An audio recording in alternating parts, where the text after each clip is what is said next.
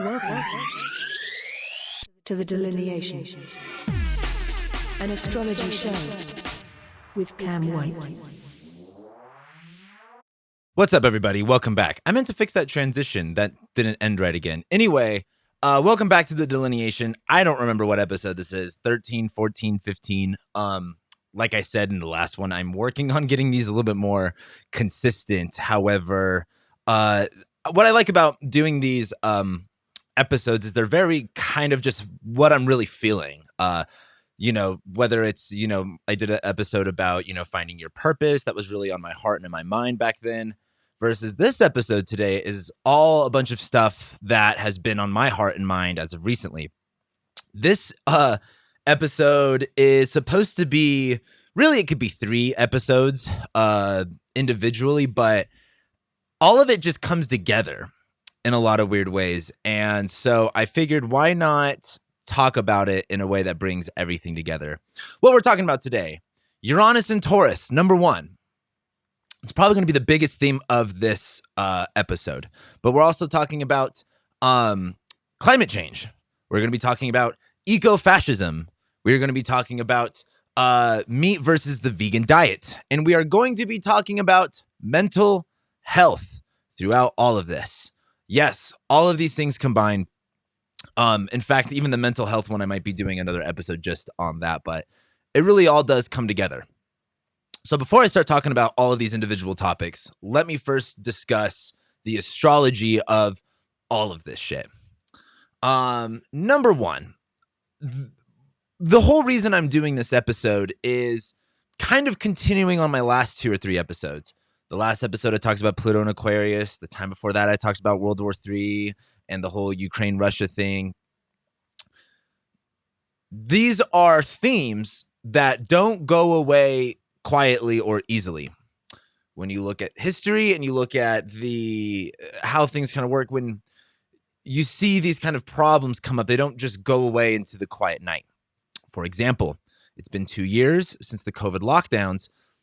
Actually, I take that back there, because there are still technically countries that are locking down, and there are also now Western countries that are considering going back into lockdowns. So not really done. And also, while I believe, my personal belief is we need to get over COVID and really move on. It's kind of done more damage. Like the response that we've done to COVID has been done more damage than what COVID did. However, I would agree with a lot of the people that are still very upset about the pandemic, that it's definitely still a pandemic. Like, the numbers keep increasing. So, like, I guess, when do you call it not being a pandemic? But I think that is a question that the answer to that, and why the cases keep coming up? Why do, more and more people keep getting, COVID? It's almost as if it was designed to spread faster and quicker to people. I think the answer to that question is an answer that a lot of people in power don't want us to find out. So anyway, I still believe we're in this pandemic, but I bring this up because it's been 2 years and we're still seeing supply chain crises.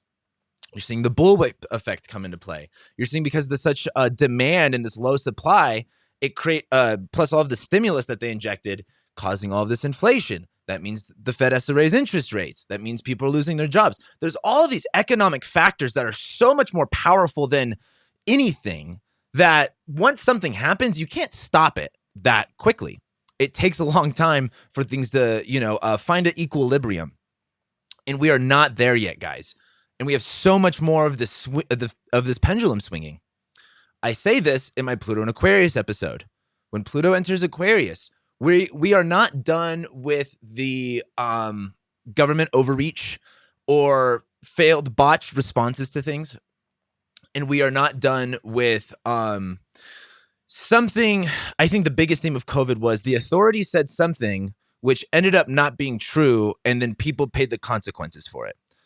Like, 2 weeks for the lockdown. Same thing with, I feel all the bad. I feel really bad for for all the people that were told, take the vaccine. We're going to stop the spread and end it. And clearly that didn't happen. That was a big lie.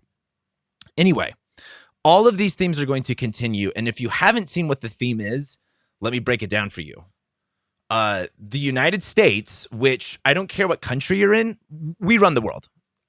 This is a thing I learned about the other day. the United States GDP only is like 14% of the world's GDP, but 40% of transactions are done in the US dollar. We kind of own everything. And so a lot of what happens here is going to be happening everywhere else. But anyway, what you are seeing in the world right now is pretty insane. I think none of this is light, and I want to specifically focus on a few things. One, the climate change narrative. I think it's important too, so people know where my stance is on this stuff. I would consider myself an environmentalist. What does that look like? I've done so much to eliminate plastics in my life, to not contribute to, just wasteful trash. I used to pick up trash when I was like, in trouble and had to do a bunch of like court stuff. But there's a lot. I mean, I would consider myself environmentalist. I really focus on those things. I really value protecting the environment. However, what did we learn with COVID? You learned emergency powers give people we did not vote authority over stuff that they would otherwise have no authority over. And in this climate change narrative, the same politicians that lied to you that they were going to protect Roe v. Wade, they lied to you that they were going to give you healthcare, they lied to you that they were going to stop the pandemic. I could keep going all day long of lies, but you get the point. They are trying to say that the world is going to end in 12 years, and if you don't give them emergency powers, you are dead. That is wrong. And let's say, let's say it's right for just a moment, even though it's wrong. The world's still going to be here in 12 years. People will still be here in 12 years. It's so much more complicated than that. However, because they want to scare you, they want you to give them emergency powers to literally control and dictate things over your life. This is not doing good for anybody, but more specifically, lower class and poor people. For example, they don't give a shit that, gas prices are double what they were a year or two ago. And most of you listening probably rely on a vehicle to get to your job. And if that cost, goes up any more than it is, it may be difficult to feed yourself. And then you have to choose, okay, is it gas or is it, food? Why am I bringing all this up? I want to point your attention to the protests in the Netherlands. If you're not familiar with this, farmers are being told to pretty much stop raising and producing cattle for nitrogen emissions. Why they give a fuck about nitrogen emissions is beyond me. But what the Dutch government wants farmers to do is to raise less and less cattle and give up their farmland. Now, we can go back and forth over, for example, climate change. The climate is changing. I'm not like a climate, they like to weaponize your beliefs and be like, you're a climate change denier. And if you placate into that stuff, you're a fool. I'm not a climate change denier. The climate is always changing. I think that's the hard part about that statement, is that you can't refute that. But again, the whole idea that the world's going to end in 12 years is a little ridiculous. Do we need to be more careful with our resources? Yes. Do we need to, for example, well, this kind of gets to my point. Because this is a mixture of everything. Like, a lot of people are really pro getting rid of meat and getting rid of farmers because they believe that meat causes climate change, which is, there's no way for me to say it without really offending people. It is really dangerous lines of thinking. But I was trying to find this. I couldn't find it because I only have so much time to record this episode today. But you guys do know that, like, grain agriculture, like food agriculture that's not domesticated animals, causes more carbon emissions than animals do. Animals are carbon neutral. In fact, I actually have this. If you go to the description below, I have links to everything I'm going to say today, because a lot of you like to say that I don't know what I'm talking about, but I will back my shit up with a ton of links that you can do your research for on yourself. Or if you don't believe in looking things up for yourself, you can just go to your local authority and you can just repeat whatever they're telling you. But meat is not bad for the climate. I have a link that talks about grass-fed meat is carbon negative. I have a link that says, are cow farts causing climate change? Shocker. No, they're not, which is just a ridiculous statement. Eating less meat will not save the planet. There's another link. Are cows bad for the planet? No, they're not. And this is another one of, despite what you've been told, cows can save the world. I would recommend watching all of those videos. These are super, super important. What I will say is, for the climate activists, the one argument that they do have going for them is, for example, the rainforest in Brazil. They're like, oh my God, big meat, which doesn't exist. Most meat is ran by ranchers and farmers. It's big packaging corporations that control that. And that's why there's this price hike on meat right now. Where the big, like, you know, a lot of the cowspiracy people, which someone told me, like, you need to watch Cowspiracy. Trust me, I've watched all the vegan documentaries. I used to be in that ideology. I went vegan before. I used to be only drinking almond milk and try to not, you know, eat dairy as much as I can. I'm kind of more of the opposite now, but these climate change people argue that in Brazil, they're cutting down the rainforest for meat. I want you to think about why they're doing that. Is it because they want to own the libs and they love meat? Or is it because the people in Brazil need food and they don't give a fuck about the rainforest if it means that they can eat? What you see is economics at play. Meat and environmentalism are all privileges of a very, very first world, you know, society. What most people have to do with in the world, and I know this might sound crazy to a lot of my American followers, but most people in the world have to worry about what they eat every day and where are they going to get it? How can they afford it? What can they eat? Here, we're so privileged that most of us are fucking fat. Now, you know, I think the other thing too is that a lot of people like to just flame me for being like a white guy and having privilege. If you have so much, there's a lot of you that have more privilege than me that aren't white man. But I think if you're American, there's a certain limit where you just have to understand you are part of a upper class in the world, that while you might think that you don't have privilege, because you're an American, you do.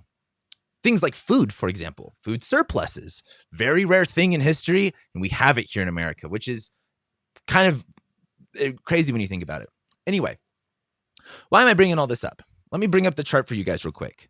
This should be the right thing. There we go. So here's the chart from when I'm recording this at this moment. But I want to bring your attention to this guy, Uranus and Taurus. This is why I'm talking about this. Uranus rules revolution. Uranus rules breaking through things. I always recommend Richard Tarnas's book, Prometheus the Awakener. He talks a lot about how the mythology of Uranus doesn't really line up with the planet, and that the mythology of Prometheus does. It's a really small book, which, like, if you know Richard Tarnas, his other two books are, no one finishes them because they're too long. But this one's really little, really tiny. It's really easy read. I really recommend it. Uranus is about, like, stealing the fire from the gods to free the slaves of the people. Uranus is literally about fighting for freedom. Uranus is about innovation and technology. And what have you really seen since 2018? You've seen the rise of Beyond Burger. What's the other one? Truth Plant or whatever. You've seen the rise of the vegan diet, the plant-based diet. And now you are seeing a rise in grass-fed beef, the carnivore diet. I kind of find that, I think a lot of that rise is like kind of like an antithesis, a counterculture to the vegan movement. That's kind of almost how I found it too, because my health journey was like, I thought all of the vegan stuff was really good for me, but when I tried to do all that stuff and it was like not, like, for one, like, I couldn't get all my nutrition. It was really hard. A lot of people are like, being vegan is expensive. Or, I mean, being vegan is cheap. Not really. If you want to get all the good stuff, it's really easy to do it really cheap. But it's really shitty for you. But what have we also seen with Uranus and Taurus? We've seen this innovation of plant-based eating, which is kind of crazy when you kind of think about it.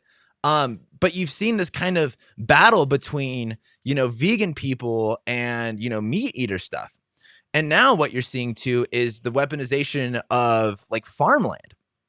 You know, it's really funny to me how a lot of, and again, I've told you guys time and time again, I don't identify with this political binary. That's how they control us. I think both sides are equally retarded, while both sides equally have good points. One thing I would like to point out, though, with the hypocrisy of all of this stuff is, you know, a lot of the left people who I would assume a lot more vegans and vegetarian people identify as liberal, but that's kind of me throwing a generalization out there. And I know that that's not really true, but just for the sake, because, they see this as like, oh, we need to change the environment, and changing the environment includes getting rid of cows and beef. So this must be a win. But they don't care about the fact that people like Bill Gates are literally buying up property and farmland. I think Bill Gates is the biggest farmland owner. And if you believe in, capitalism being corrupt and evil, like it is, you might have a little bit of suspicious feeling about Bill Gates owning all the farmland in America. How does it make you feel if the billionaire owns all of the farmland we could grow food on? A lot of people like to say too that, meat and cows are a waste of space. We can grow more food, plant-based stuff for that. That's not necessarily true because plant stuff isn't necessarily regenerative. This is why you have companies like Monsanto that literally own the the genome, the seed for all the plants that we eat. Like everything's a GMO now, pretty much owned by Monsanto. And what's the other company? I forgot. Anyway, why I'm bringing this up is right now in the Netherlands, which is one of the biggest exporters of food, the farmers have completely stopped working in protest of the government. And the government is shooting bullets at them, by the way. Like, this is like not just like, oh, they're protesting, and it's all nice and dandy. They are shutting down the government, and the government police are shooting at them for these actions. That's not necessarily a good sign of things, especially when the Netherlands are a big exporter of foods. You are literally seeing a fight right now for this stuff. Now, I want you to think for a second. Why would the Netherlands in Europe right now? What's going on in Europe? Let's tune in for a second. There is a natural gas shortage because the West wants to place sanctions on Russia, or they are, because Russia invaded Ukraine. And because of those sanctions, and because they're so dependent on Russian oil, Russia said, goodbye, we're not going to give you any more of our natural gas anymore.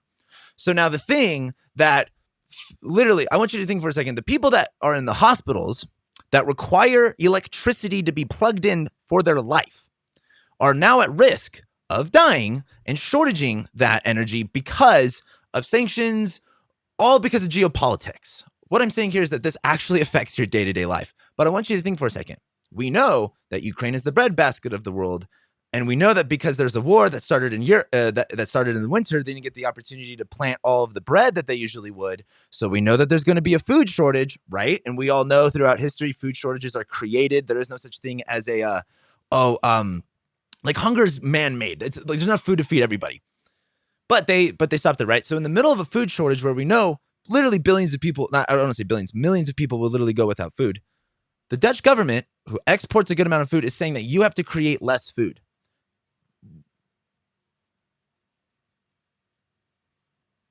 So it's almost as if they don't want food. Don't you think maybe if you were in charge of a government, you were like, you know what? Sure, maybe I do want to fix climate change, but there's a shortage of food and people will starve. What do you value more? Starving or climate change? And I want you to think about this for a second. This was I don't want to say a belief, but an idea that I subscribed to a long time ago until I realized how fucked up it is. And there's a lot of you that believe this. And I want you to take a different perspective of this for a minute. The overpopulation myth. Earth is overpopulated. There's too many people. That narrative is what allows there's too many people in the world. So yeah, fucking let them starve. Yeah. This is how it's going to be. This is how it's going to happen. We live in a pretty abundant world, and if we took care of it better, we would be able to feed all of these people. But when you subscribe to that narrative, which both the left and the right do, they're like, oh, there's too many people, we're overpopulated. That is literally a myth to give us more control, to not make us feel bad about literally millions of people dying on the outside of the country. So that also pretty much pushes in, that's a narrative that could push in like a government that says, oh, there is an overpopulation. So, it just gives them so much leeway to bring in more authoritarian stuff. Now, let's go back to this Uranus stuff for a minute. There's so many ways to go about this, but number one, let's talk about the energy crisis too. There's so many ways to go about this. I think number one, the myth, let's just, get rid of the myth that solar and wind will solve all of our problems. It won't, because it's not windy enough to produce the amount of energy that we use. And the sun only shines for half of the day. And so in order to store that energy, you have to create batteries. And I don't know if you know anything about battery creation, but it is not environmentally friendly whatsoever. And the process of like taking the lithium, or the cobalt, which is what, Elon Musk is doing to the African kids, which, by the way, look at what the cobalt mines that, all of your battery produced cars and shit are mined by Africans in Africa. These kids look like they were born next to Chernobyl. They got like 3 arms and 2 and like 1 eyeball. It's really fucked up. So then that cobalt gets shipped over across the seas on a diesel engine of a ship. Then it gets made in a factory in China, which this is something a lot of you may not know. And I just want you to think of, I'm kind of setting myself up here for a conversation. So I'm kind of going in all directions here, but I know you guys can hear me out. So we export all of the battery making to China because we don't want to do it here because it's too dirty, but it's okay if China creates emissions, right? Did you know this was this really fucked me up when I learned this. 30% of the carbon emissions in Los Angeles come from China. If you've ever been to LA or Southern California, the smog is really bad. And I want you to think in the very liberal, what they claim to say climate friendly state of California, they're not. They're pretty much saying, oh, we're green here. You have to pay a gas tax, but we're going to make all of the batteries for these EVs in China, and then all of that pollution that they create in those factories just get swept over the Pacific Ocean and sent to us anyway. So that has all of its problems. The battery stuff, battery cars, like, dude, like they're not going to solve the problem. Again, this is why I meant to bring up this EPA graphic, but I want you to think about for just a minute a different way we could solve some of the climate stuff. For example, concrete. This is not known widely, which is insane, but 20% of carbon emissions, 20%, pretty sure that's EPA's numbers, are from concrete production. And if you want to know why, it's because to make concrete, you have to pretty much get limestone, which means you have to heat up limestone to get all the other rocks off of it, which is very heat intensive, which takes a lot of fuel. So concrete produces 20% of carbon emissions. And I want you to think for a minute. Why would they want to get the farmers to stop producing meat, food that you live off of, but there's nothing about concrete being talked about in legislation or private jets? We all know that private jets literally are like one of the biggest producers of carbon ever. Like I just saw an article about Kylie Jenner being called a climate criminal. As much as I don't like the weaponization of that term, I kind of like it at the same time for just calling Kylie Jenner a climate criminal. You can call that whole family criminals. But what I'm saying here, though, is you have to understand, and I'm not a climate change alarmist, because those are the people that will allow eco-fascism to play, and they're going to be tracking your carbon footprint because, again, it's your job to reduce your carbon emissions, not the military-industrial complex, not agriculture, not concrete and mining. It's your job to reduce your footprint, and it's your fault that we have such a carbon problem. Do you understand that the powers that be are flipping it and saying it's your fault? And so then when you say it's your fault and then you virtue signal that you're doing good, then you can look at your neighbor and say, you're the reason why things are like this. And they distract you from the people that are at the top doing all of this stuff. Now, the energy crisis. Let's go back to this for a second. The energy crisis is kind of funny because right now, Joe Biden, I just heard this, Joe Biden is going to declare a climate emergency, which is really funny because he's going to Saudi Arabia for more oil. So I don't understand. In a climate crisis, we need more oil? What? Do we? Even though we have oil here, and I don't know if you guys know this, but the oil in Saudi Arabia pollutes just as much as the oil here, but it pollutes even more because we have to ship it here. So, because there's such a climate crisis, we have to produce more oil. Makes zero sense given all of the stuff that they've also said, right? So you have to think, why are they doing this? Why are they doing things that make zero sense? And again, unfortunately, authoritarian powers are at the wheel on all sides of government, of corporations, and they want to introduce eco-fascism, which is, again, you might be in Texas where it's 120 degrees and they want you to turn off your air conditioning because they did not create a grid strong enough for you to use it. So they're saying, you know what, we want to use our power where we want to, but you're the one that has to reduce your footprint, rather than actually, your tax dollars going to work and provide, building up a grid that is sustainable, that works. But then again, then if you want to hear me go really liberal and left, let's go after the energy companies. For example, PG&E, who single-handedly burned down California how many times? If you're not familiar with this, I know I'm kind of popping off right now, but this is really important shit, because 5 minutes ago, astrology was just kind of a hobby, versus now this is the only thing that is validating, like, oh yeah, no, this is bullshit. If you're from Southern California, or I should say Northern California, you know that PG&E took billions of dollars from taxpayers and from bill payers. They did zero work on all of their electrical systems. They caught on fire, and because this is another thing that you guys don't know that I've actually explained before, but I'm going to explain again. The wildfires in California. Yes, there is a drought. Yes, things are dry.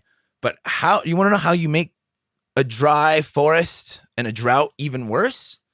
You leave it alone to create overgrowth.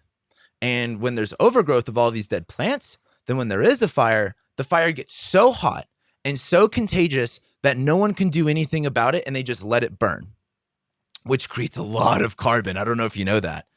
And do you want to know why? You might ask, well, is there anything we can do about it? Yeah, let's look at what the Native Americans did before white people came and murdered all of them. They used to do controlled burns in the forests. They used to, when it was wet and it wasn't that dry, they would literally burn all of the dead stuff off. So when there was a fire, it didn't get out of control. But they don't want to do controlled fires because it looks bad for the climate activists, and it doesn't give Democrats votes. So they don't do it, even though, like, I think it's like 40 or 50% of forest land in California is federally owned, and the federal fire department does zero about it. And this is shit I do know about. My dad was a battalion chief for forest fires and shit like that. Why am I bringing this up? Is because, for example, in California, where, the federal fire departments and fire departments should be doing more, which, they would gladly like to do so, but the government doesn't allow them to do more controlled burns and to take more proactive action. They don't do that because when the fires get really crazy, people like Gavin Newsom could say, it's climate change. Give me more power and votes so I can fix it. And that's a lie. And my big thing is why I guess I'm so passionate about this is, as a Gen Z, I just feel gaslit on all of these levels. And why am I talking about this? Because we're about to have a climate emergency. We're about to have the Mars-Uranus North Node thing. I've talked about it being an environmental disaster. I've talked about it possibly being a nuclear bomb. I've talked about it being, well, now I think it's going to be riots and protests over things like food. Because again, there's a food shortage and they want to control your food. And this is my kind of thing against, this is my thing against, the vegan stuff is like, again, you guys, you want to eat plants all day long, go for it. But you cannot sit here and try to legislate what someone's diet is. That is not okay. That's not okay. Anyway, especially if that diet is evolutionary, like we've been eating meat for millions of years. In fact, in some of the links I'll do below you guys don't need to look at this. Let me do this. These are all my notes. Where is it? I have links to the meat stuff. Like it's, where is it? I have like 3 different notes here. I have links to this kind of actually brings me into the mental illness part. Because this is another episode I'm going to do eventually later on. But this community with quotations, is filled with mentally ill people. I don't think we're alone. I think most people are extremely mentally ill in this world. But we cover it up with sugary foods, SSRIs, other drugs, porn, and whatever else is in the world to, free you of that, problem. But the mental health problem is so big, in my opinion, in the astrology community, because this is something I'm working on in a book that I'm working on. But like, this is a tool in which can be very dangerous if you're not using it properly. And I believe because it's so easy to be like, oh, I'm, and I don't have a fixed opinion about this. Like, I think it's okay to blame astrology for things, but I also think we need to take personal responsibility for our actions and our mindset. You know, honestly, I think the most powerful part about astrology is it not only shows you that you're valid in like your negative experience, but it also shows you how you can overcome it. And this is why I kind of go off on my weekly horoscope videos of like, you gotta do something about it. And people are like, Cameron, this hustle culture that you put off is so bullshit. And it's like, dude, if you just want to sulk in your feelings, go just, why are you here? Why are you wasting this tool? It's so dumb. But anyway, this stuff is a tool and people can use it in ways that can harm themselves and others. And for example, I'm not a big subscriber to the twin flame thing. And a lot of people like to make sense of relationships with the twin flame narrative. I think there's a space for that. But I also think though that some people take this tool. It's kind of like a gun. The analogy I'm going to be using in my book is like a gun. Because if you get someone who's not familiar with a gun, they can have a lot of unsafe practices and a lot of people can get hurt. And especially even themselves. Like if you're not paying attention, it's most people, a lot of accidental discharges, or I should say negligent discharges, are people like harming themselves. But anyway, whoops, there we go. We enable the mental illness stuff so much in this community. And what I want to talk about is, for example, like the example I want to use, for example, of like enabling mental illness is fat shaming. Fat shaming is not real. A lot of you are going to get upset about that. But what fat shaming is someone, making an objective comment. Now, don't get me wrong. I don't believe in people should be mean. Like if you're overweight, like no one should be fucking mean to you. You should have dignity at the least and respect. I believe respect, even, for example, I have alternate views on most stuff, but I believe, for example, like even like people in the trans community, people that are, fat people that are typically like, I guess for lack of a better word at the moment in my head of like bullied in society or like mate or like really attacked in society. You guys deserve respect and dignity at the least. However, what fat shaming is fat people being insecure and having that shame internal and someone just saying it and then their shame programs get fired up and then all of a sudden it's your fault for, criticizing their weight when in reality, they're actually ashamed of their weight. They're actually ashamed of how they feel. And I know that this is probably hurting a lot of feelings because most of you are American and we look at stats. A lot of us are fat. If you think that I'm unsympathetic, I have struggled with weight my whole life. I was pre-diabetic before. I've done the diets. I've done the exercise. I've had broken bones. I've had asthma.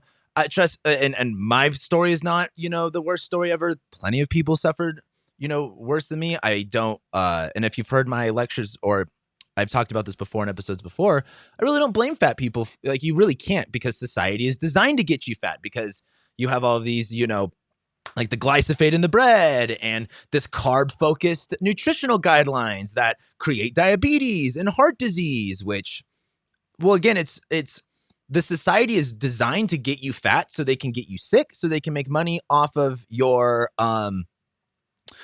illness.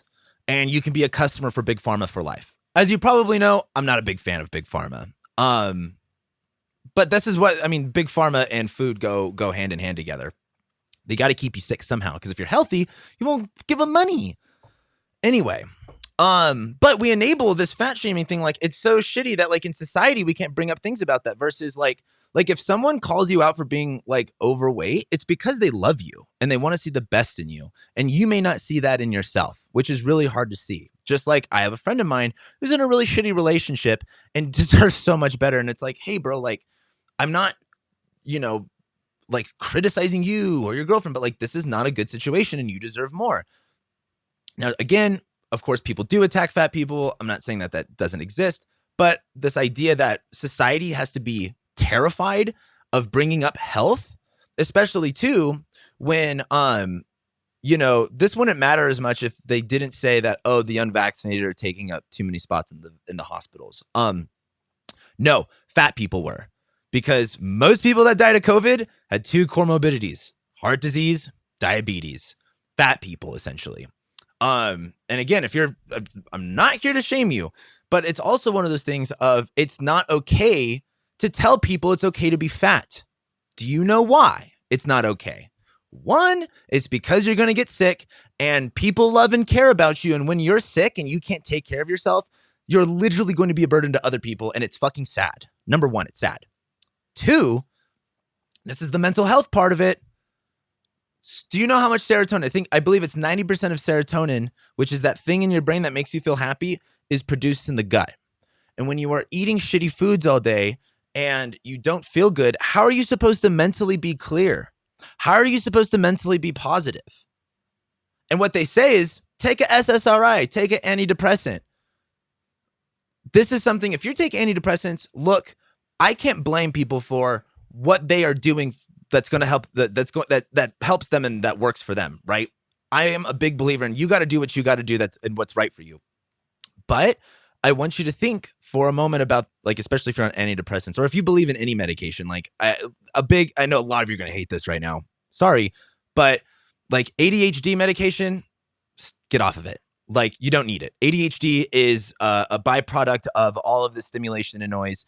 And because we were overstimulated as children, then they say it's like a neurochemical imbalance. That's a bunch of like malarkey.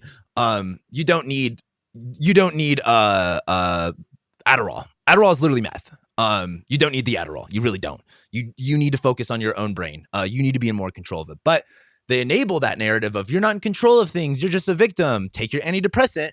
But I want you to think, if you're on antidepressants, you're on any of this stuff, I want you to ask, especially if you have a psychiatrist that gives you antidepressants, how much are they making off of your prescription? How much? Because what they'll do is if your prescription doesn't work, they'll say, add another one. Not, let's get off that. Maybe go get some exercise, vitamin D. Do you have healthy relationships? No, they tell you get another one. How much is your psychiatrist making off your medication? How much? Ask them. So you know because there's a profit incentive for them for you to be on the drugs that they prescribe, that they have no idea how any of that stuff works. They literally get sold to it by a pharma salesman. They come in, they say, hey, we're going to cut you a check for this much money if you sell this amount of pills. And so they say, oh, well, this works this way, so I'm just going to tell you to take this. So we enable the mental illness when we don't have the shame. I don't want you to feel bad and that you hate yourself. You need to love yourself enough, though, that you're willing to like help yourself, right? And the big thing, and why I'm even saying all this, is mental health is directly connected to your gut health, to your physical health, to all that stuff, right? What are you ingesting in your body? I have links down below. I don't have the titles of these. I will get the titles of these and put them in the description. I just have 4 links that are all lectures about the connection to mental health and meat. Now, I think you should be allowed to eat whatever you want. I think there should be like nutrition guidelines, for example, like we should kind of be aware of what we eat. But I don't think that, like, for example, I'm a big meat eater. I don't think like vegans should have legislation to where they can't eat their plants. Like, I don't believe in that. But there are a lot of vegan people that believe we need to completely eliminate meat for the sake of the greater good. And that also is because veganism, this is going to be a shock to you guys, and you should look this up. I actually have a video about this, about John Kellogg. Veganism is a cult. It literally comes from Seventh-day Adventist church, where their whole idea is let's be pure and closer to God, and it's very eugenics related. But the idea of the vegan diet was to be pure, to be closer to God. It literally is a religion. It's kind of a cult in a sense too. Especially because you have people like John Kellogg who were big proprietors of the vegan diet, Seventh-day Adventist church, but John Kellogg was also like a scientist and a doctor. And so then you have like the vegan diet, like community completely ingrained in the healthcare community. And so that's why you see like people like, if you know about Loma Linda University Medical Center in Southern California, they're a Seventh-day Adventist hospital. They can only feed their patients vegetarian diets. Like, there is a direct connection to like extreme religious groups, your diet, and health, and they're all they're all connected. So it's just one of those things of, a lot of people are like, oh, the vegan diet's good for us because cow farts are bad or whatever.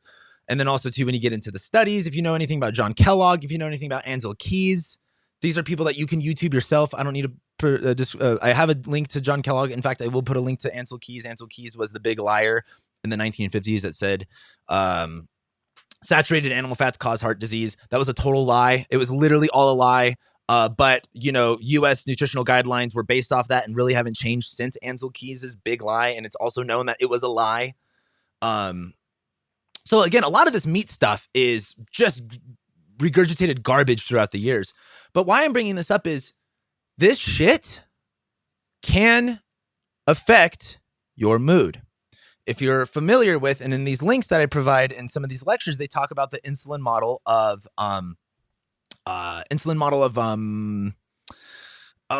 what's the phrase? The insulin model of glucose. I think it's pretty much how what a lot of these lectures go over. If you're into like the keto or the carnivore stuff, which I'm not saying either of those are what you need to do, but I will say that animal-based diets are life-changing. They changed my life and they changed a lot of others' lives that I know of.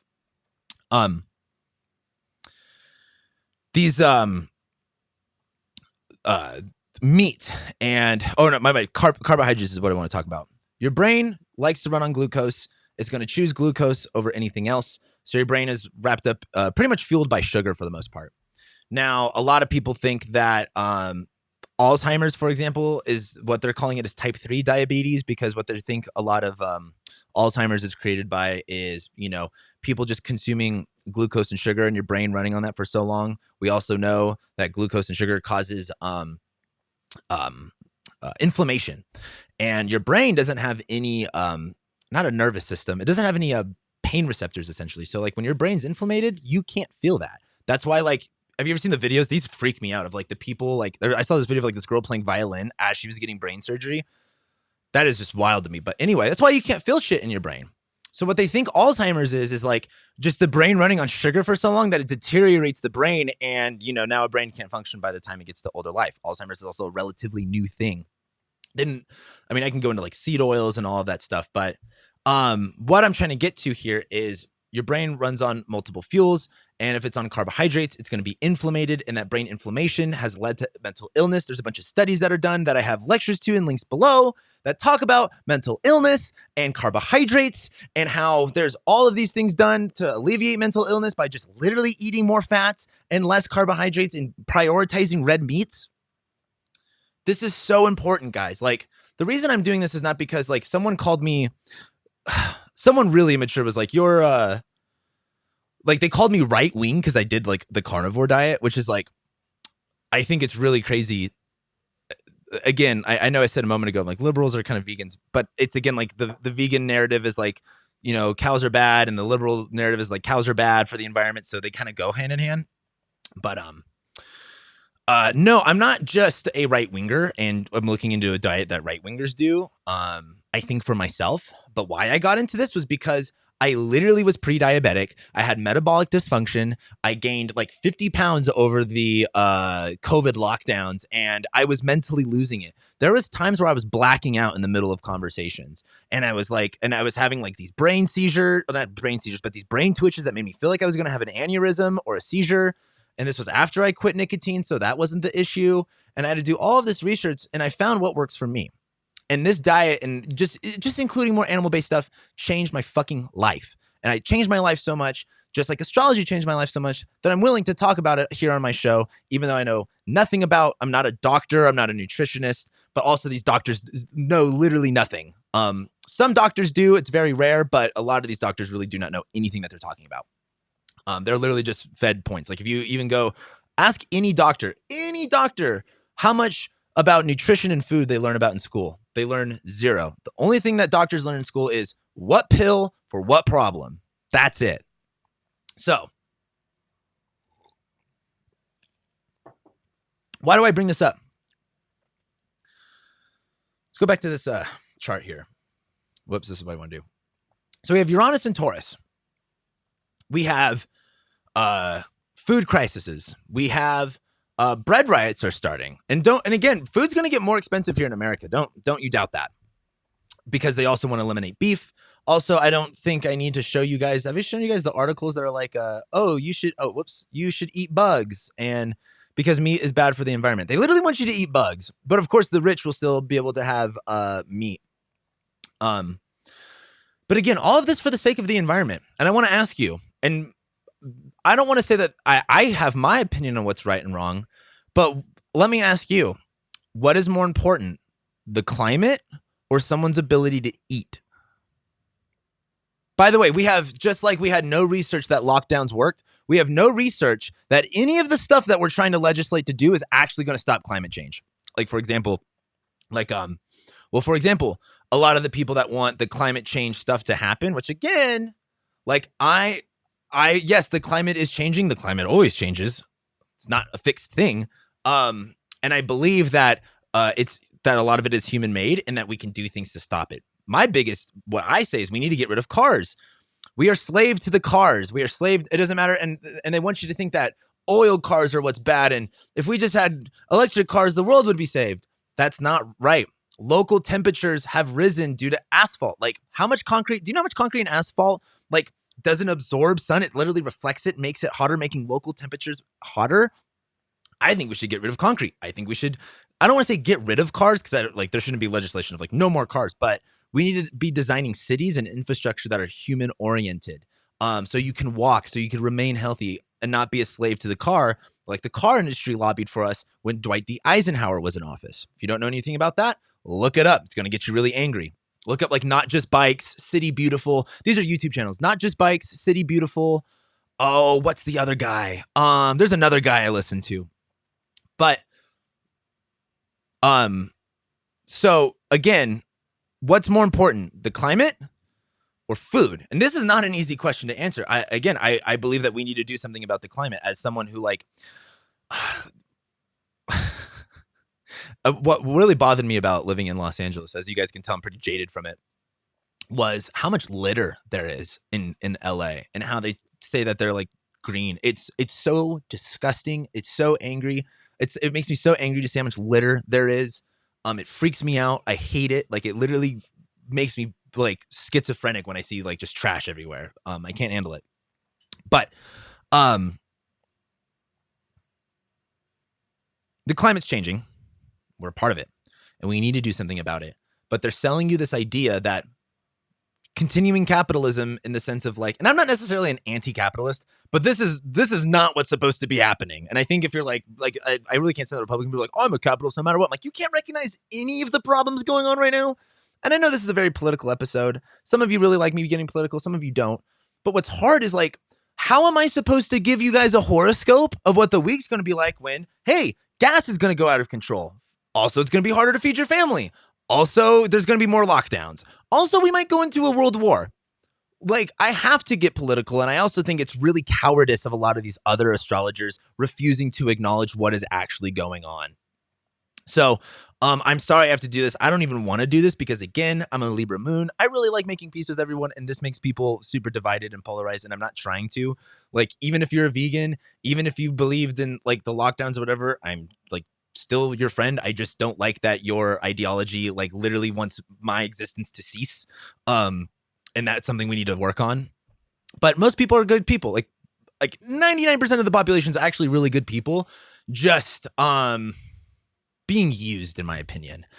Now, why am I bringing all of this stuff up? Why are we doing this? What does this have to do with mental health? What does this have to do with the astrology? A few things. Number one, we're not done with Uranus and Taurus, guys. We're not. I want to show you the next couple of things. So there's the Mars-Uranus North Node thing. This is August 1st. Again, I'm recording this on July 20th, so it's a little bit, early. This isn't looking good. Mars-Uranus North Node, climate emergency. Gas will get shut off in Europe. Possibly a nuclear bomb. And I only say that because the Nagasaki and Hiroshima were both Mars-Uranus conjunctions in Gemini, but not Taurus. So, this is why I also think this is accidental. And I talk about this in my 2022 year ahead horoscope. But Mars-Uranus North Node, something's going to pop off. But let's fast forward a couple months to this is May, around May, I believe. Maybe it's June. There's a Mercury retrograde in Taurus, but look at this. Jupiter enters Taurus and conjoins the North Node. That's going to be crazy for Bitcoin, but that's a whole nother story that I don't have time to go on to today. Jupiter enters Taurus pretty much right as Pluto's in Aquarius. So again, we're going to have more of this, lockdown stuff kind of happen. But we're going to fast forward even farther, I believe, to 2024. Where are we at here? There we go. That's 2023. Let's get to 2024. We're going to have this Jupiter-Uranus conjunction. So again, this is also like a continuation of the Mars-Uranus conjunction, like fighting for literally like energy, fighting for food, fighting for fertilizer and manure.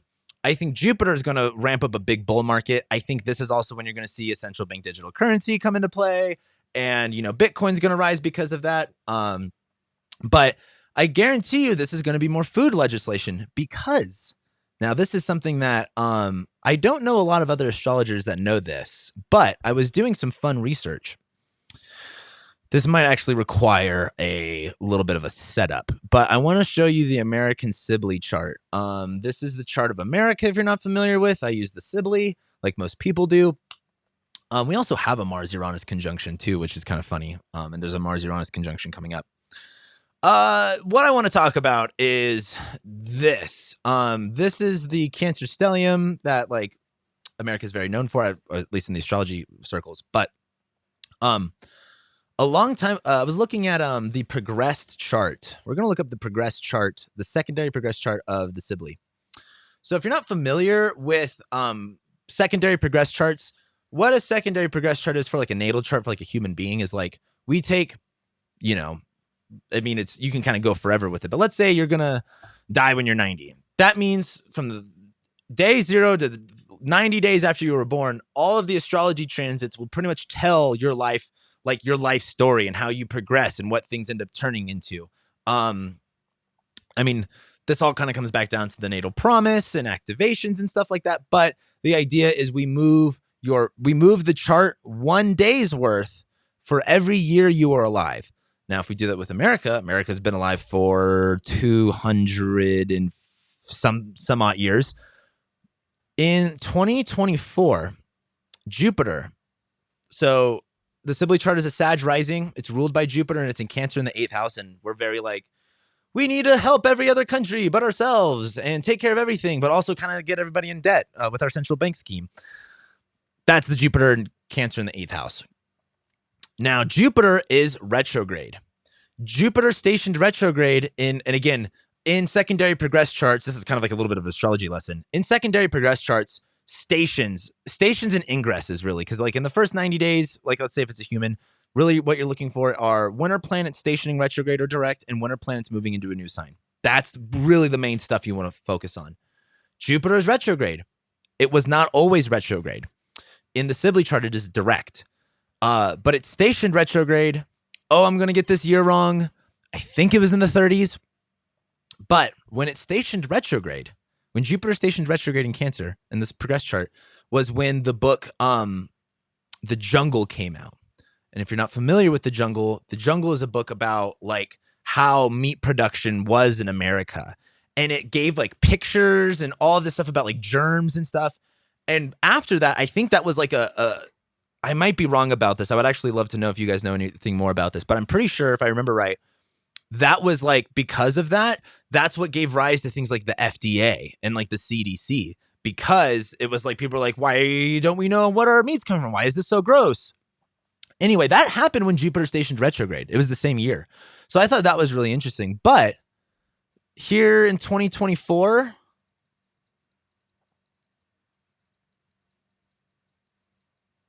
or maybe it's 2025. Yeah, it's in 2025. Progress Jupiter stations direct.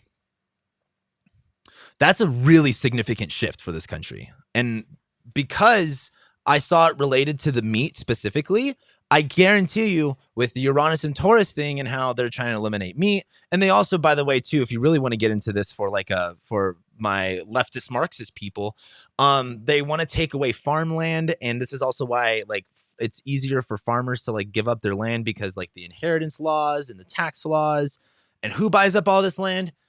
Corporations. They buy up the land. So we're taking away from small farmers and giving them to corporations in the name of climate.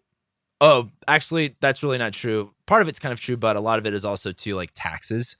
Same thing too. Like a lot of people, again, like a thing I hear a lot about is like, oh, the meat industry, like big meat. There's no such thing as big. There's big packaging companies, but where the big money is like farmers that own and corporations that own all of these croplands that get subsidies from the American government to grow less. But then also, for example, do you know how much of the plains is corn growing? When was the last fucking time you ate corn? It's not a product that most people eat. Now, like if you live like rurally, like in barbecue and shit, like you're probably going to be eating corn every now and then. But a lot of this corn is produced for high fructose corn syrup. That's what it's like. If you get some of these corn stalks, you could squeeze the fucking syrup out of it. And they take this high fructose corn syrup and they sell it to Coca-Cola and they sell it to all these other brands and they put it in your drinks and they get you fat and they get you sick. And then they also spray all of these chemicals to keep weeds down, to keep the animals out of there. There's so many chemicals in even the like everything's a GMO, but organic, USDA organic. I was talking to my stepdad about this because my stepdad is a farmer.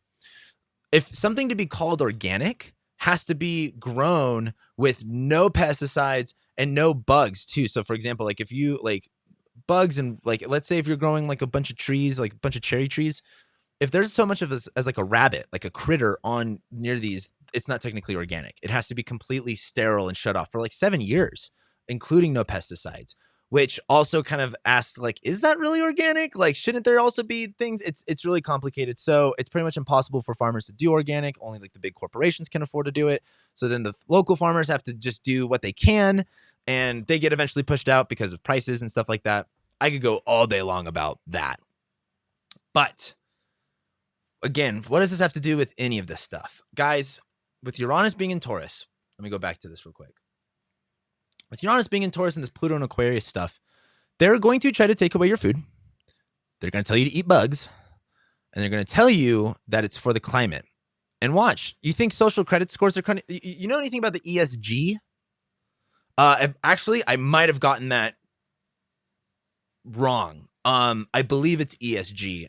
Correct me if I'm wrong, but it's the thing that like, if you own a corporation, you have like a carbon score, like how carbon negative is your company, which is it's all bullshit. What it is like people like Exxon and Shell can be like good high SG scores because they're good for the environment. What they do is they still produce all of this fucking carbon, but then they just go and buy a forest. And then there's some bullshit scientist that they pay that says, oh, because this forest produces so much clean air, it actually equivalates to being carbon negative. It's basically a bunch of mental gymnastics that is sold to you so they can keep, producing oil like crazy. So again, why am I bringing all this stuff up? This Uranus, like this is serious. If you want to know, a lot of people think that like, oh, I'm just like some like right-winger person. I guess I get frustrated with that simply because like I'm so like, I don't want to say not, like I guess I have conservative talking points, but I'm much more of a what my job looks like as a professional astrologer and the career I've built up is when I do consults with people. Do you know how many like astrology is not this thing anymore where it's like just elder white women looking for reasons to leave their husband. It's not that. It is a lot of that. But like, do you know how many people my clients are like regular working people? And, like, for example, like I've talked about this before. Do you know how many nurses came to me when they were like, oh, you need to get vaccinated or lose your job? And then people are like, yeah, fuck all the nurses that wanted to take a vaccine. Do you know how many people came to me and they were like, I have a family to feed. I have built up a career and I'm not about to lose my job. What do the stars say about that? What do you think? Do you think people are going to start coming to astrologers when they go, hey, I can't feed my family. Gas is expensive. Food is expensive. Rent is expensive. What am I supposed to do? And so I sit here and I got to the point of I have to talk about this stuff. I have to know this stuff for like me to do my job correctly. This is and I'm not doing this in now I will say this. I don't want to be a fearmonger. This is why a big part of my channel is like personal development stuff, getting your shit together, making sure you have the right mindset. Like, for example, in my last Pluto and Aquarius delineation, it was maybe a little negative. I'm going to do my best to make a more positive episode. But it's kind of hard, though, when you see how hard everything is, especially, too, when there's zero leadership in any circles. As a young person, there's zero people to look up to that are doing anything correctly, in my opinion. So it's not like it's just like, oh, there's no, like all these populist movements are so fake because none of these leaders can actually do anything. But to go back to all of this stuff, I kind of want to go back to mental health for a minute, because why this is important is this climate stuff. When you are being told that the world is going to end any day, and you're repeating that narrative in your head all day long, you may not make immediate decisions based off that, but that will affect your decisions later. And you need to understand that that is not good for your mental health. And I think people that are in the positions of power that claim the world's going to end in 12 years, so give me powers, those people need to be arrested, because what they are doing is using an emergency to gain powers that they have no proof they can actually change or do anything about. But what they do is make you scared. And if you think I'm a fearmonger, listen to any of the politicians on both sides. They will make you feel like the world's ending. So when it comes to this mental health stuff, and it comes to, because again, like food's going to continue to be more expensive, because this war is not ending anytime soon. Like again, I did a whole episode about this. America wants to get in a war with Russia because it's a lot of money. And that's going to produce more carbon, more. And by the way, more countries. Well, I meant to say this earlier, but like a lot of like liberal people are very like, we need to defend Ukraine. But now coal is like being used at higher volumes than they were ever before, because now people can't afford gasoline that they get from Russia. So they go to coal because it's cheaper and it's so much more carbon heavier. So this is just producing more carbon in the air. This is doing zero for the climate, but we're in a climate emergency. So now we have to do this climate stuff. And again, I talked about this in the Pluto Pill podcast. That's fun to say, with Dan. And S.J. Anderson, Dan Shukis, check them out. They're phenomenal astrologers. But we talked about this. Like, they're going to be doing climate lockdowns at some point. It's too hot. Everyone needs to stay inside. And don't get me wrong. Like, we need to do something about this climate stuff. But just being like, hey, give us emergency powers, and we're all going to go on wind and solar, which means we won't have actual. Like, if you know anything about wind and solar, if you've done even 5 minutes of this research, you understand they don't work. Also, now, we get all of our solar panels from China, and we have no way to recycle them. So now we're building up all of this stockpile of like shitty solar panels that are kind of like a waste. Also, like solar farms kill local environments, windmills kill local ecology. This stuff can be so bad at times. I'm more of a promote. I would like to say promote nuclear. I think in order to have a green future and to be carbon neutral, we're going to have to do it no matter what. I believe more in thorium. If you don't know anything about thorium, thorium is like, if you're scared of nuclear, like I feel like people should kind of be, because there is like a lot of potential for things to go really wrong. Look into thorium. Thorium is the safest potential, but they don't want you to look into that because people like Exxon and people like, Shell have these, again, even the Democratic people, like the Democrats, the people that say they're going to fix climate change are working with the gas companies. What? And unfortunately, this gets kind of political, and I'm much more of the stance that, like, again, I don't believe in any of this stuff, because as a Gen Z, I've just been lied to time and time again. And I just had 2 years of lockdowns, 2 years of my youth taken away from me for what? For 2 weeks to slow the spread, to not overwhelm the hospitals that that they literally understaffed because they thought, we should be only certain people can be staffed and only certain people are allowed to have jobs. But anyway, this Uranus and Taurus stuff is so important. Meat is so important. It is carbon negative. It is good for the environment. It is a lie. And they want you to believe in this lie so they can take away people's food, so they can keep doing this eco-fascism stuff. And you have to ask yourself, and again, maybe we're not going to reach the same conclusion. My conclusion is, I believe in freedom, and I really think people should be, for the most part, allowed to do what they want. Of course, we need rules and laws. I'm not saying it needs to be completely free, but we need freedom, especially over food.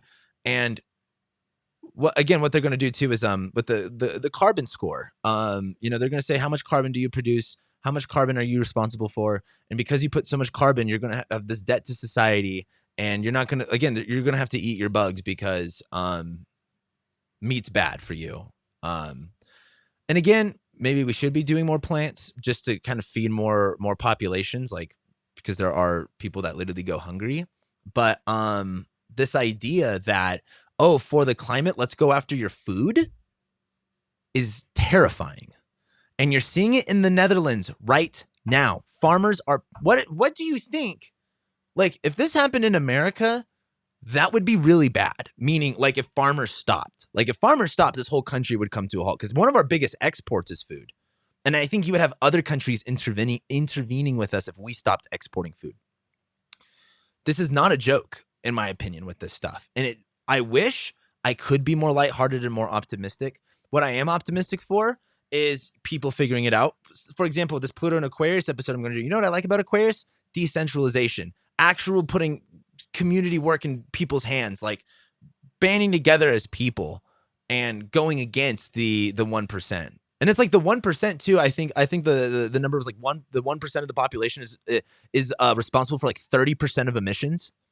But they want you to stop eating the food that has been ancestrally important for your diet for millions of years, and that could potentially fuck up your health and your mental health, so they can also make money off of your sickness for the sake of climate change. Now, if I were in charge, how I would fix climate change is we literally replan all of our cities to not include cars. Get rid of concrete. Get rid of those emissions. You'd control lower local temperatures. People wouldn't be so car dependent. People would be walking because they'd be more healthier, and we can figure stuff out from there. But I guess to be more positive too, Mars, Uranus, North Node, it takes crises to have innovation. That's a big part of the Uranus thing too. Like, breakdown leads to breakthrough. And sometimes you have to be pushed to a point where there is kind of no going back, and you do have to figure out something. And I believe we're there. I believe that's what this Mars, Uranus, North Node thing is. We're going to be finding solutions to these problems, but it's going to get to a point in which we don't have a choice but to find solutions, which typically means it has to get worse before it gets better. What does worse look like? Honestly, looks like things getting more expensive. The Fed's going to raise interest rates, wiping out the middle class. And a lot of people are like, the Fed doesn't want to wipe out the middle class. Yes, they do. They want you to be poor because then they have more control, and then they can do things like a UBI. And a lot of leftists are like, we need universal basic income. That is how you cease all of your autonomy, and you get people in like minorities to where they have no freedom, and the minorities become slaves to the state. In a UBI world, it's not just cash. It's a central bank digital currency, which means they can control where you purchase things, what you purchase, and how much of it. So let's say you get your UBI, let's say it's 2,000 central bank digital dollars, but those dollars are only allowed to go to certain foods, certain activities. No, you're not allowed to buy your cigarettes. What? Cigarettes? Well, again, they want to ban cigarettes, and again, war on poor people. No cigarettes for you. They want to not give you the freedom that you want, and they want to be able to control your purchases. And if the government and the central bank, which, by the way, if you don't know anything about the Federal Reserve, it's okay. You don't need to know anything about them. All you need to know is that it's an act of Congress, and they're pretty much like a monopoly corporation that only works for the government. So the government can tell them whatever to do, and then they can control the money, and affects all of our lives. We don't have to have, there's nothing about a Federal Reserve in the Constitution. We don't actually have to have that. And I think a lot of people are going to be learning about the Federal Reserve simply because they're like, interest rates, stocks. Why is my gas so high? What's going on? Why am I being laid off? It's because of that. So, and I think this is also this is the Federal Reserve Uranus return. I might be wrong about that. Wait, do I actually have the Federal Reserve's chart? Let me take a gander real quick. Federal Reserve chart. I do have it. Oh, no, it's not. It's not the Uranus. I thought it was the Uranus return. Maybe it's the, there's a Uranus return of something. Oh, I think it's Social Security, maybe. Anyway. So, again, where to go with all of this stuff? I think the big thing is, I think if you want to be more in control, well, the way I look at it is, what does this have to do with astrology? One, the astrology says what's going on. Two, it's really validating. I think what's been so hard about everything that's going on, and this is what I really attract a wide range of audience, so it is kind of hard for me to gauge where everyone's at. But you know what? Everyone is interested in something that is beyond this world that is going on. And I have a lot of very far left, very far right people that watch me, and I kind of like that it's this good mixture of people. But I guess why this is just so important is like I feel so. Like, if it wasn't for astrology these past 2 years, I don't know if I would have made it. I have no idea if I would have been able to handle that mentally. Like, I know a lot of people were really afraid about being sick. but I want you to stop thinking about yourself for a moment. And this is going to sound really selfish of me as a Leo, but like, I want you to think about me and I want you to think about all the other young people. I was literally locked in my apartment, isolated.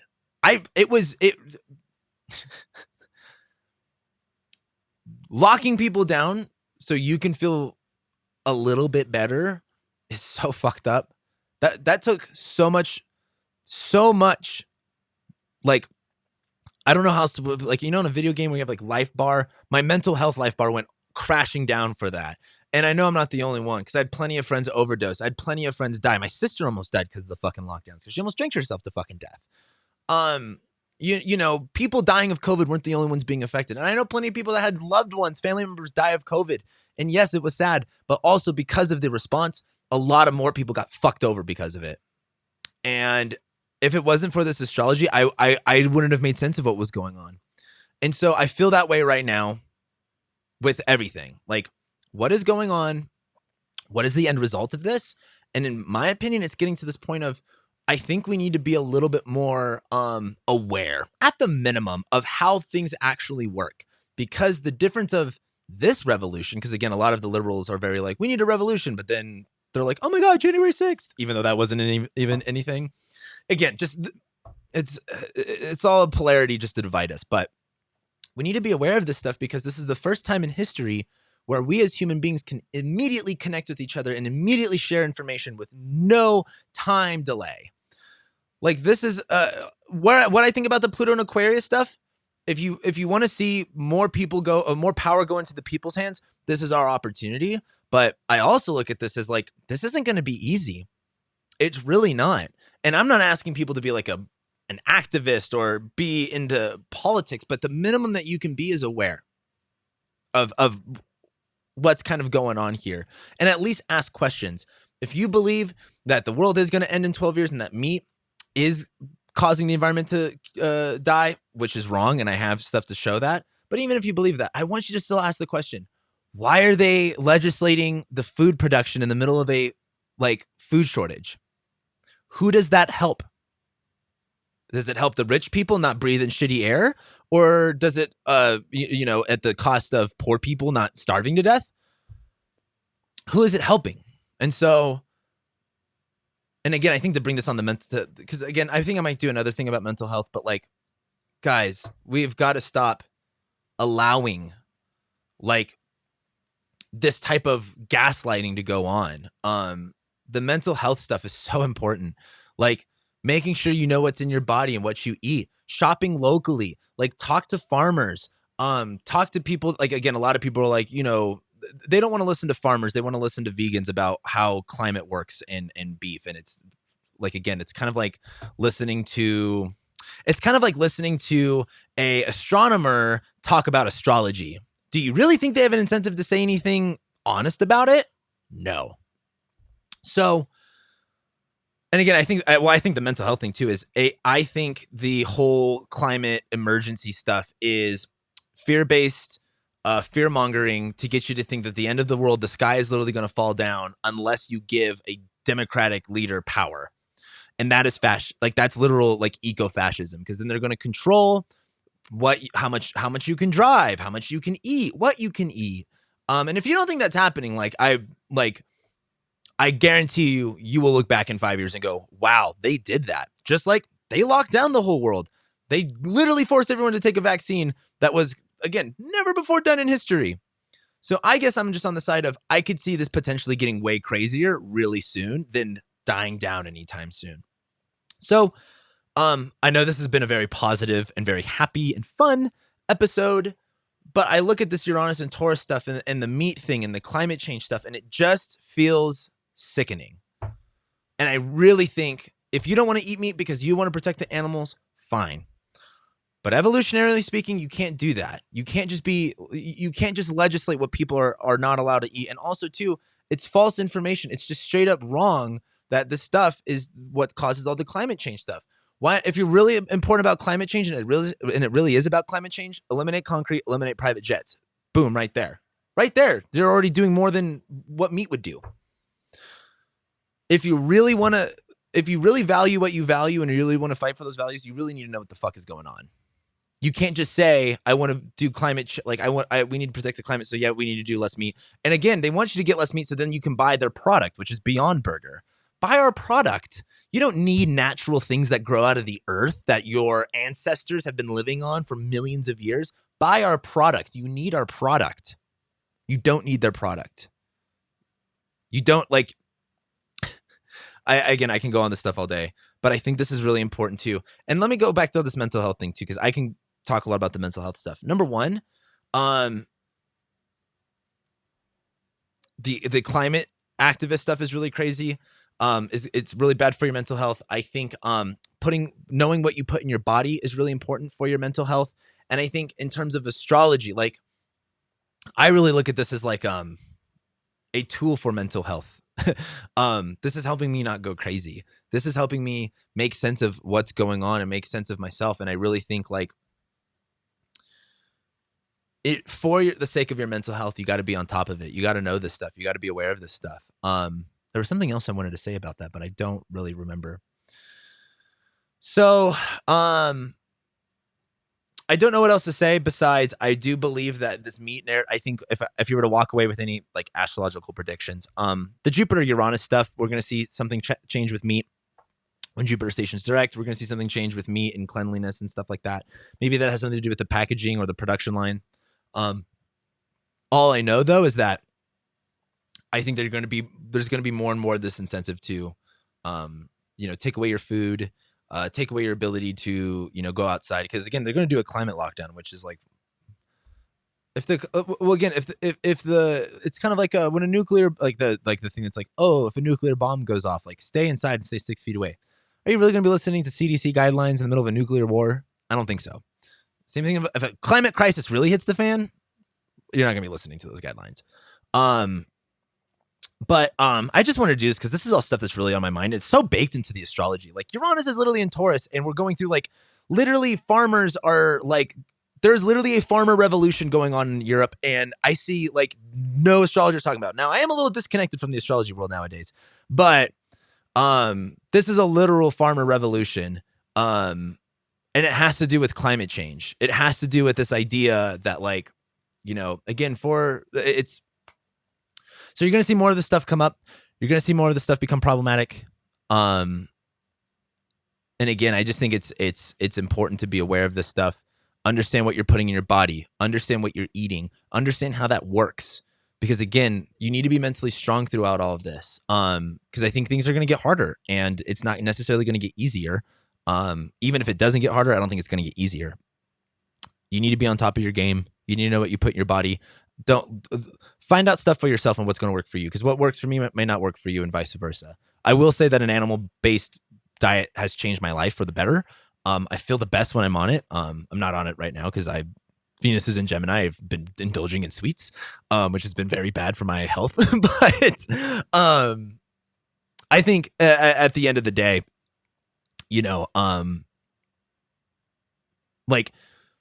it's just going to get easier and easier for them to initiate all of this stuff, and we need to be aware. And if I can do any part to bring awareness to it, I will. And I think as far as my listeners go, it's so easy to enable this mental illness stuff with I think I'm going to do a whole nother episode on that. But if you really want to take your mental health seriously, I think you should change your diet. Diet and exercise, number one thing. Not a pill. Even a therapist might even work. Which this is something else I'm gonna talk about too. One day is therapy and astrology. But I almost don't know what to say. I kind of got all my thoughts and opinions out. But I guess too, just don't let yourself get fat and sick. That's how big pharma, and again too, big pharma and food go hand in hand. If you for example, I've talked about how I used to donate plasma to make money. That when I used to donate plasma to make money, they gave me a debit card. And do you think the company that is taking my plasma, do you think they're getting the data from where I spend this money? Where I was spending it because I was poor was my only meal for the day was McDonald's. I'd go to McDonald's and I'd buy a meal. They would track that. And I guarantee I could probably look this up right now that the same company that works with plasma donation probably has money in fast food, because I don't know if you know anything about the plasma donation sites. They all target like poor minority communities. Like I went to the one in off Lake Mead and like the Boulevard in Vegas, which is like on the east side. Not always a good place. Like I was in I think it was somewhere in Southern California, but it was just in a fucking poverty stricken places where the donation places to sell your blood.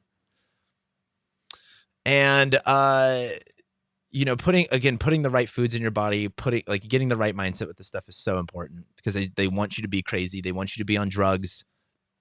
They want that so you can remain sick, so you can remain a big pharma consumer, a big pharma client. It's the same thing with the vaccine doses. They're now starting to push a fifth booster. And hey, my opinion officially now on the booster stuff is, if it what's that saying? The definition of like insanity is doing the same thing over and over again and expecting a different result. What are boosters going to do at all? Like they literally haven't done anything. So I don't know what to say about other than that. Hopefully I won't get flagged for any of this stuff on my YouTube channel, but whatever. I'll figure it out if I do anyway. It's just, this stuff is just so fucking crazy to me at this point. So those are all my thoughts. I want to know what you guys think about this, and below, even if you disagree, I still want to hear about it. I may not agree with you, but I want to know, because the astrology community comes from, there's so many people that are brought together in this community, that there are a lot of different opinions. And if you think I don't know what I'm talking about, school me. But I also am providing a ton of YouTube videos to all of the stuff that I talk about in multiple different fashions that you can learn on your own. And I would suggest, if you are going to disagree with me, look into these links I share, then get back to me on that. And I also think too, I doubt a lot of the people are like listening at this point, but I think if you are really triggered about the fat stuff and the shame stuff, I'm right there with you. I am very shameful about my body. I've always been insecure. I was constantly bullied by my friends and my family for being overweight as a kid. I struggled with eating disorders. It's still not easy for me. I still have problems with it. But I'm not going to sit here and say that like society needs to change for my comfort. I understand that it's my problem and that it's my issue. And I think that, like, in my opinion, you need, like, I don't believe that like fat people should feel like, again, like they shouldn't be attacked, but that shame that fat people feel, that they say is like coming from other people, it's really internalized. Like it's really from you. And you should listen to that. I know a saying that goes, regret is your guideline. Do you regret like where you're at with things? And if you are, it's hard. It's not easy, but what mindset do you have to take on to overcome that and to change that? And I think the real question is, how bad do you want it? Because for me, and again, I'm not perfect. I'm not perfect with any of this health stuff. I'm always on it's a journey. It really is a journey. But for me, it got to a point where I changed my diet and my health around the end of 2020, when I gained like 50 pounds and I was pre-diabetic. And I told myself, I'll be damned if I'm one of these fat people in the hospital with COVID that like dies of COVID because I'm fucking fat.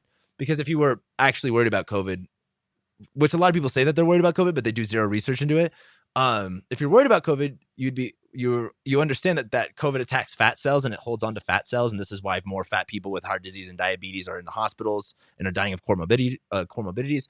I took it, say, I need to lose the fat. And I dropped 50 pounds. I completely changed my diet. I completely changed my lifestyle. And boy, did it feel great. And so when I actually got COVID, I was able to beat it, feel fine afterwards. It took away my sense of smell and taste, which was really weird. But, so again, I guess, like, you know, a lot of people are like, you might get butthurt at me. And I'm sorry, but it's also just one of those things of like, the other thing with this too is like, I need you to be at the best that you can. And when you are overweight and you are depressed, you are not functioning at your 100%. And if we want to like progress as a society, or if we want to do better as a society, I need you to be at 100%, because when you're fat and you're depressed and then they say, hey, the world's going to end in 12 years, you know what? Fuck it. Why not just binge out on alcohol? Why not just do this and do that? And then you could just project your anger onto everything else. It's the sick cycle that they want to keep you in. And it's hard to get out. I will say that. Same thing with like the poverty trap. You know, I was just talking to my girlfriend about this, about how it's just like she called it like the fuck barrel. Like it's like once you're in it, there's no getting out of it. It's very hard to get out of it. And I understand that, but it's one of those things of others have, so can you. So, Same thing with the mental health stuff. If you're on antidepressants or SSRIs or whatever you are, and you just think that you can't live without them, yeah, you can. Yes, you can. It's hard. You have no idea what my family members, what experience of antidepressants and addiction and stuff like that I deal with my family members. You can live without them. It's not easy, and I sympathize with the struggle with all this stuff. But this is one of the things of like, are you into astrology to like? It's like, oh, this is really validating. Let me do nothing about it. It's like, hey, this is what's going on. Like, that should give you motivation and hope that like you can do something. It's like, it's things aren't just like, I don't want to say things aren't just like hopeless, because I know it can kind of come off that way sometimes, but it's like, I just think it is possible for you to make the changes that you want to. It's just like, you got to get out of your own way. And in my opinion, this is why I use astrology as a tool to help me navigate when are things are going to be tough, when are things going to be bad, when's a good time to try this, when is not, why am I going through this the way that I am. Like, use astrology as like therapy, like use it as a tool to help yourself. And there's a lot, and nothing is impossible, guys, especially if like you're super overweight, like I can never lose this weight. I all day long on my Instagram scroll past like the fat transformation stories of like someone, it's like they're really overweight and they show like they're like, I get so inspired by that shit. Like, literally nothing is impossible. It's just about a mindset shift. So, and I think it'll be easier to do a mindset shift too once you're, when you're not freaking out about the environment or the end of the world or whatever. So anyway, I know this is a really weird episode. I know that this was not like linear in any way. Like I said, a lot of thoughts and ideas, and I just needed to get this out before I just put it off. So anyway, yeah, let me know what your thoughts are. This is what I think, and this is my opinion, and let me know what your thoughts are. And if you think I'm dumb, make your own YouTube channel and share your thoughts. But either way, I really hope this does actually help you guys. I do this because I want to help people. I don't do this to make people feel bad, even though sometimes that is a byproduct of this job. Or, I make people feel not all the way 100% amazing, which is fine. You don't need to feel amazing all the time, but I really hope this helps people. I really hope that you can just, my hope for this is just walking away of just being aware, because again, I think the other thing is like, what are we supposed to do about this right now? Do what you can. You know what I mean? Like, it's one of those things of like, if you hear about the nether, like just all you can do is knowledge is so important. And the action about that is also important, but you got to know first before you can take action. And I really think just do what you can. Do what works for you. Whether that's, again, like I think with the mental health stuff, like you see someone fucking struggling mentally, like especially to someone who's like really overweight and like clearly struggling, like be honest with them, like help them in some way. And helping doesn't always look like enabling. I think that's a big problem too in this world. We conflate helping with enabling, and we're like, oh, let's help this addict on the streets by letting him smoke crack and be homeless. Like, that's not helping anybody. It's not helping you. It's not helping me. It's not helping them. Same thing with the fat stuff. Saying that we need to stop fat shaming doesn't help fat people. It actually doesn't. It helps big pharma, keep them being sick and making money off their eventual heart disease, diabetes, heart attack, stroke, whatever it is, cancer. So it's just one of those things of do what you can. You know what I mean? And I look at this Uranus and Taurus stuff. Again, if I could take this in any astrological route, it's that climate change and food is like such a Uranus and Taurus thing, which is really crazy. And the eclipses are going to be here. Like also too, when we go, I know I've said I'm going to end this like 3 times. I do that with like every delineation. I'm like, I'm done. And then I keep talking.